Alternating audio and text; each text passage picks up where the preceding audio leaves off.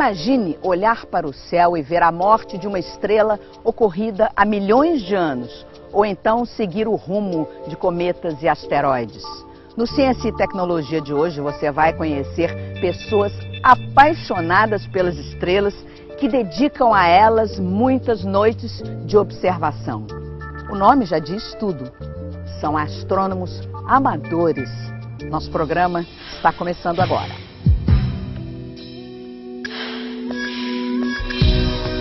A astronomia profissional pode se beneficiar da paixão dos amadores. É o que diz o professor Carlos Henrique Veiga, que dirige um programa educativo no Observatório Nacional do Rio de Janeiro. Os amadores hoje eles contribuem muito para fazer acompanhamento de objetos que os profissionais, por exemplo, descobrem. Asteroides, mesmo planetas, supernovas, galáxias.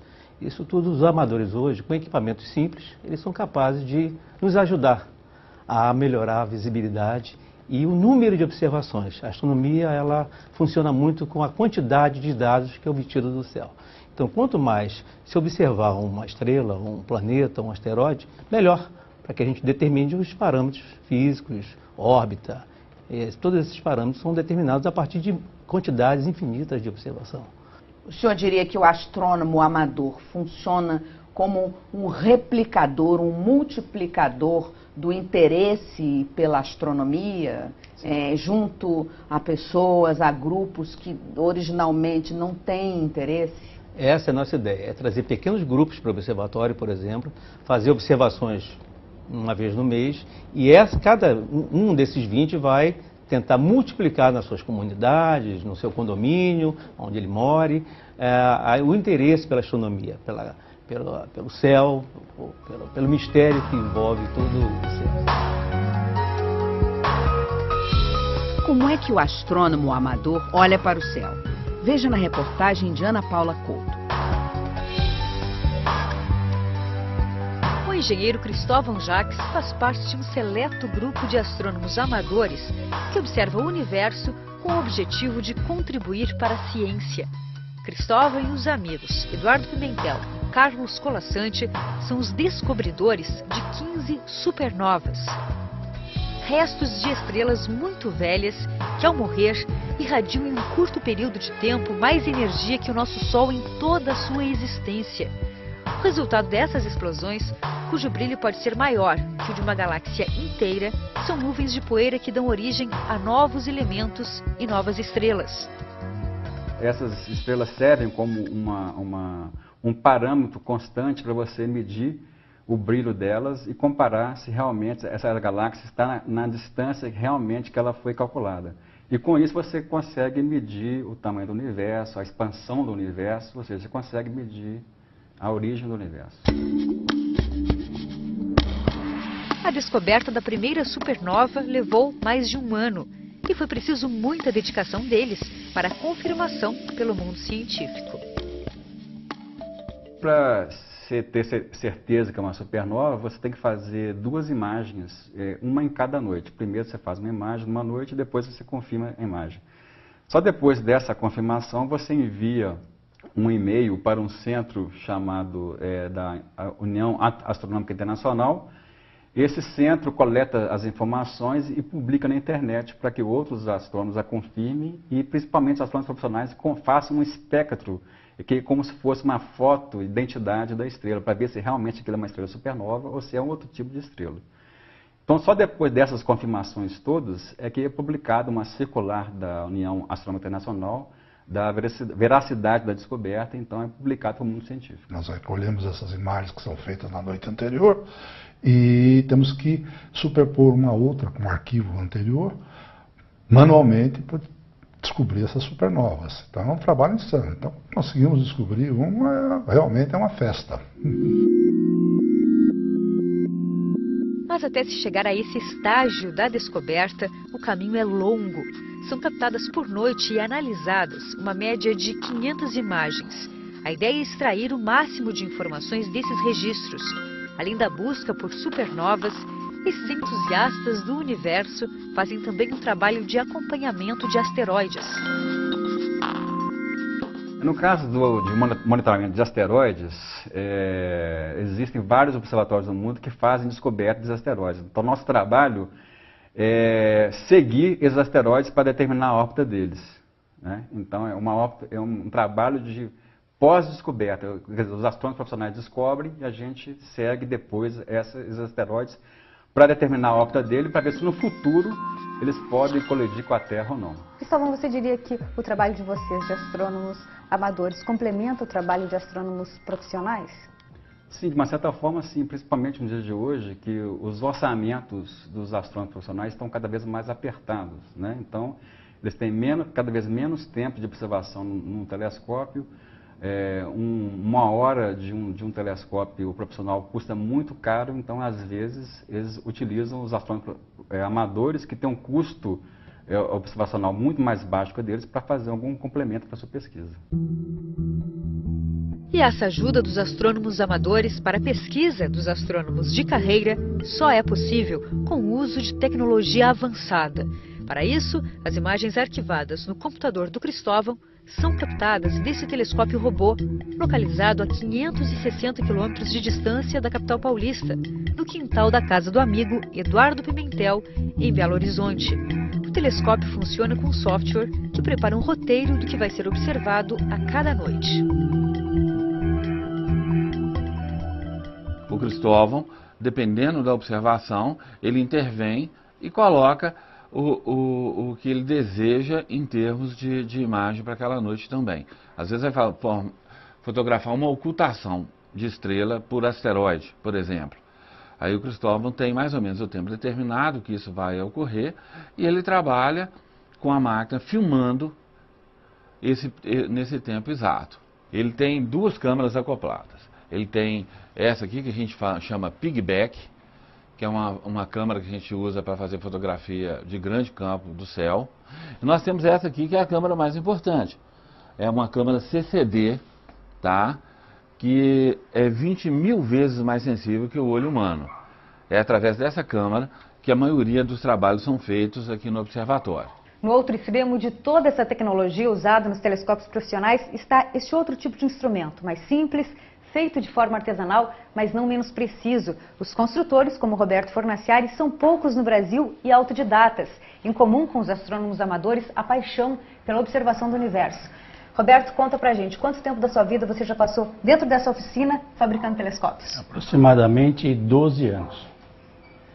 Já saíram daqui muitos projetos que estão pelo país todo, né? Tanto newtonianos como os Cassegrains, enfim, e outros projetos também, né? Sempre na área amadora e para a astronomia, né? Que tipo de esforço você já fez e você continuaria fazendo pela astronomia, pela construção de telescópios?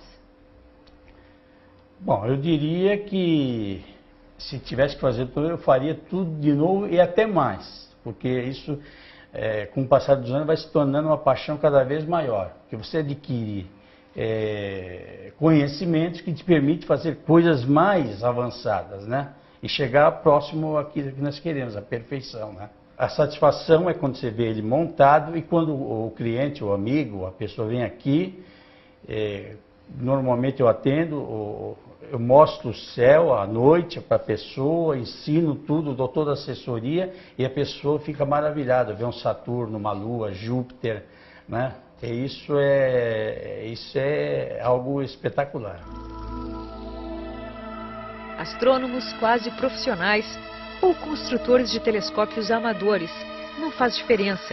O interesse deles pelo céu começou ainda na infância e são unânimes em dizer que esse tipo de paixão não se esgota com o tempo, muito pelo contrário, é aperfeiçoado.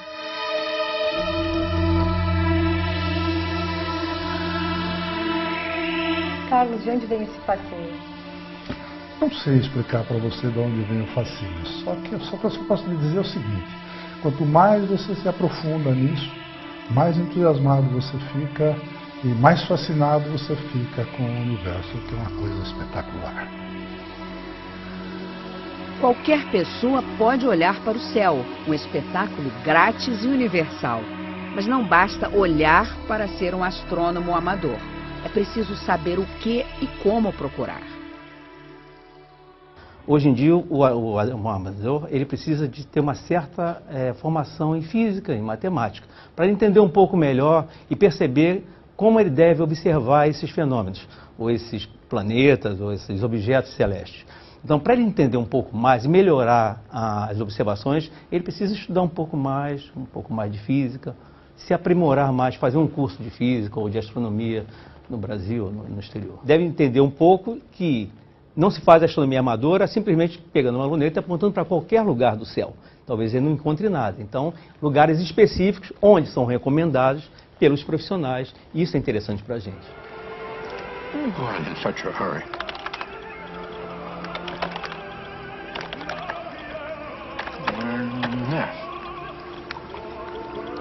O cinema de Hollywood mostrou nesse filme Tragédia um garoto astrônomo que, por acaso, descobriu, junto com seu professor, um cometa que iria se chocar contra a Terra.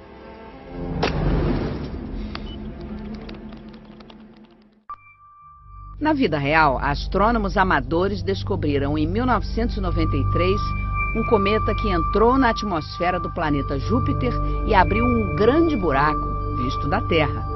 Felizmente, não foi um desastre como no filme. O cometa foi batizado com o nome de seus descobridores, Schumacher-Levy. Olha, eu vou citar um exemplo clássico, que acho que é o mais famoso, de Clyde Tombaugh. Em 1925, Clyde era um fazendeiro, filho de fazendeiro, e ele montou um telescópio com sucata, de trator do pai dele e tal. E depois ele é convidado para observar no observatório Lowell, se eu não me engano, Percival Lowell, que era um astrônomo famoso, e nos Estados Unidos, convida esse Clyde Tombaugh para fazer observações. Clyde Tombaugh, em 1930, descobre Plutão. Então ele era amador, convidado por profissionais para trabalhar no observatório profissional, e depois de 5 anos de trabalho, pesquisando o céu, ele descobre Plutão, que naquela época foi considerado um planeta. Que hoje já foi rebaixado. Né? Mas eu vou dizer a verdade, o Clyde Tombaugh já sabia que Plutão não era planeta, não era um planeta, porque ele não tinha massa suficiente para ser considerado um planeta. Um asteroide descoberto por Clyde Tombaugh ganhou seu nome em 1931. Entrar para a eternidade no rastro de um corpo celeste é uma glória tão grande quanto a descoberta em si.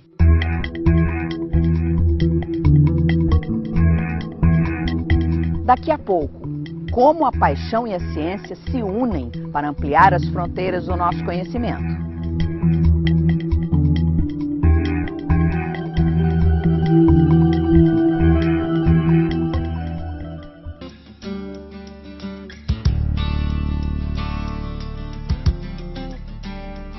Tudo cabe numa pequena sala, mas trata-se de um sistema de equipamentos para observação astronômica semelhante ao que é usado em telescópios de grande porte. As máquinas são as ferramentas do Programa de Observação do Céu, que começa essa semana, coordenado pelo professor Carlos Henrique.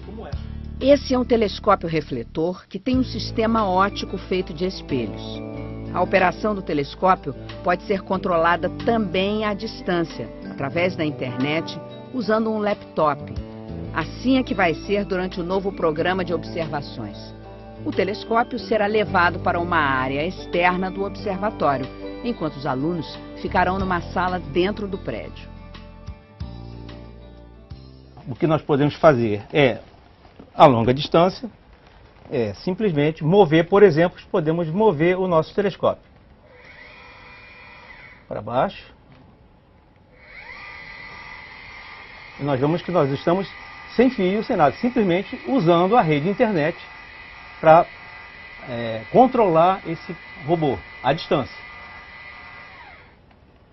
Claro que ele também pode ser controlado de perto. Também. Mas o interessante aqui, o diferencial é que o aluno pode estar em qualquer lugar, no Rio de Janeiro, ou em qualquer capital do Brasil, ou mesmo fora do Brasil, ele poderá controlar esse telescópio. Agora, como é que o senhor escolhe aí qual é o ponto a ser observado? Esse programa, dependendo da latitude e longitude, esse telescópio ele tem uma base de dados, né, dentro dele. Aqui tem uma base de dados, tem 40 mil objetos aqui, galáxias, planetas, estrelas duplas, cometas.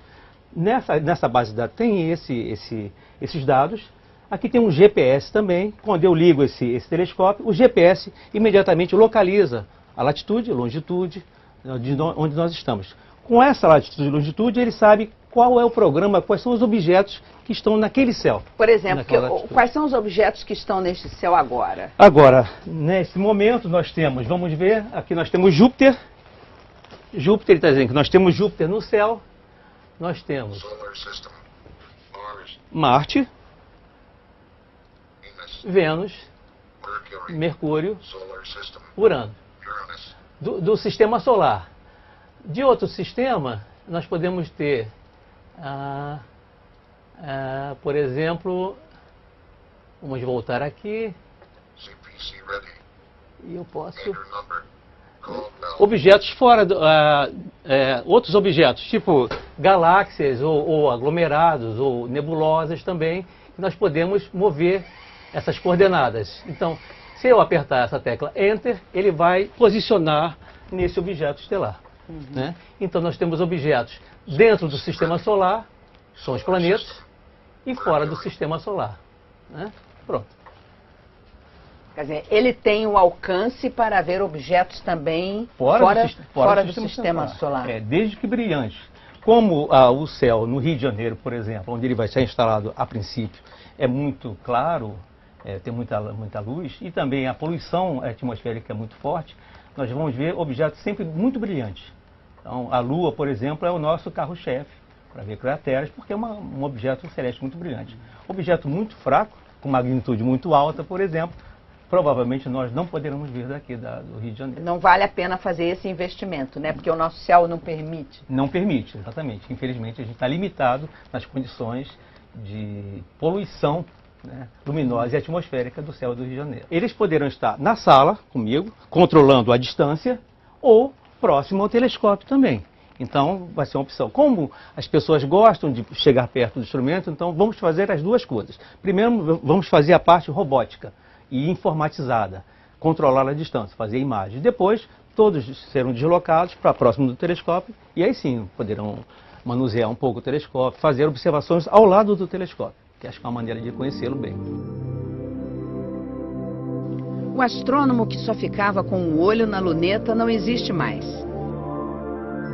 Hoje, ele fica de olho na tela do computador, que armazena as imagens captadas pelo telescópio. Dessa maneira é possível analisar cuidadosamente cada registro. Não tem mais jeito. A gente não volta mais atrás. A informática é fundamental, mesmo porque as imagens que são geradas do céu são enormes e são armazenadas via um sistema de computador. Não tem jeito de a gente fazer uma coisa a olho nu, como se fazia em 1925, onde se desenhava, inclusive, os planetas à mão livre.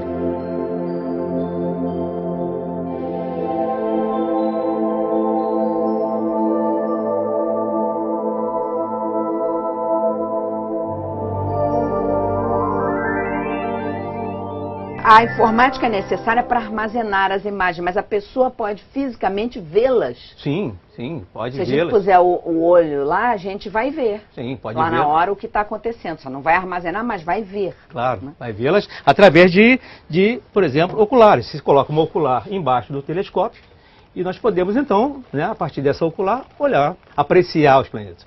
O que a gente chama em astronomia de astropaqueração. É uma coisa mais...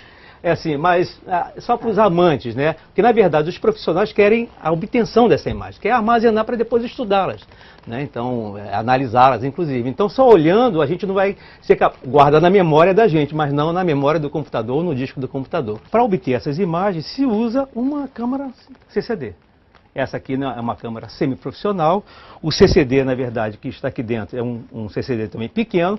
CCD, na verdade, é o que nós usamos para fotografar no nosso celular, por exemplo. Aqui também tem um CCD, igualzinho a esse. A diferença é que esse aqui é bem pequeno e esse muito maior. Mas é a mesma tecnologia, vamos dizer assim, que, aliás, veio da astronomia. Os CCDs, que são aplicados agora nas câmeras fotográficas, nos celulares, veio originalmente da astronomia. Um amador precisa ter, no mínimo, um instrumento semelhante ao do astrônomo italiano Galileu Galilei, que por volta do ano 1610 aperfeiçoou a luneta, invenção de um holandês. Hoje em dia, uma luneta artesanal muito simples pode ser construída com um tubo de PVC e uma lente imperfeita a um custo de cerca de R$15. Na verdade, o Galileu Galilei usou exatamente, não era PVC, porque foi 1600, por volta de 1610, mas ele usou exatamente uma ótica parecida com essa.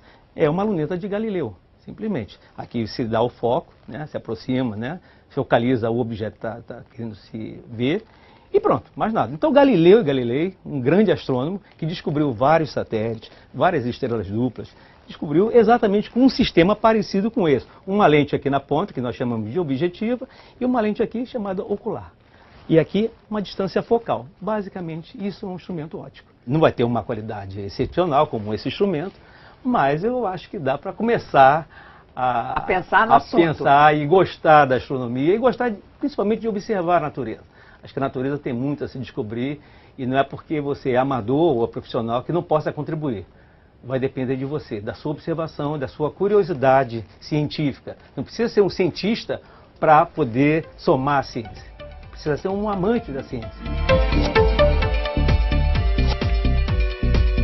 Se você gostou desse nosso programa e também quer fazer críticas ou sugestões, então procure o nosso blog. O endereço é g1.com.br/globonews. O Espaço Aberto Ciência e Tecnologia volta na semana que vem.